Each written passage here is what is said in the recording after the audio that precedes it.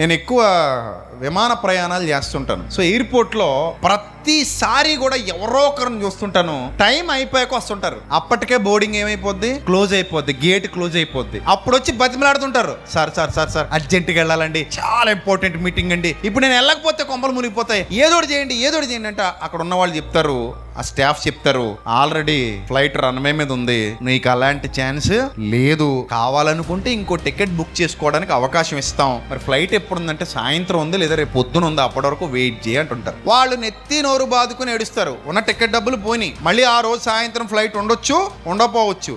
అక్కడేమో important work ఉండిపోయింది, వీళ్ళు వెళ్ళకపోతే అక్కడ అవ్వదు. మరి అలాంటప్పుడు ఒక గంట ముందు రావాలిగా, అవునా? ఈ గంట సమయం వేస్ట్ గా పోగొట్టేసి ఇప్పుడు ఫ్లైట్ రన్వే మీదకి వచ్చేసిన తర్వాత వెళ్ళి లబో దీబోమంటే అది తిరిగి వస్తుందా? రాదు. ఇప్పుడు అర్థం అవుద్ది పోగొట్టిన సమయం ఎంత ఇంపార్టెంటో, ఫ్లైట్ కళ్ళ ముందు ఎగిరిపోతుంటే అర్థం అవుద్ది. ఇప్పుడు ఈ వెనక్కి తిరిగి చూసుకుంటే ఆ గంట వేస్ట్ గా గడిపేసినట్టు కనబడద్ది. ఇప్పుడు వెనక్కి వెళ్ళి మళ్ళీ ఆ గంటను తిరిగి తెచ్చుకుందామా అంటే అవుతుందా? అవ్వదో.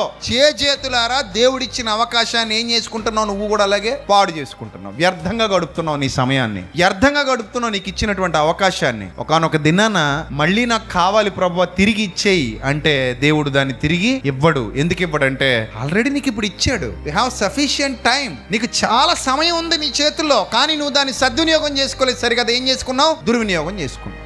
కాబట్టి మంచికి ఉపయోగపడే ప్రతిదాన్ని మంచికి ఉపయోగించాలి. మంచికి ఉపయోగపడే ప్రతిదాన్ని చెడుకు ఉపయోగించటం మంచి పద్ధతి కాదు. అది మన మంచికి ఉపయోగపడేది అని మనం అనుకున్నప్పుడు దాన్ని మనం మంచికే ఉపయోగించుకోవాలి, మంచిగా వినియోగించుకోవాలి తప్ప చేజేతులారా దాన్ని పాడు చేసుకుంటే మళ్ళీ మనకు ఆ అవకాశం తిరిగి రాదు.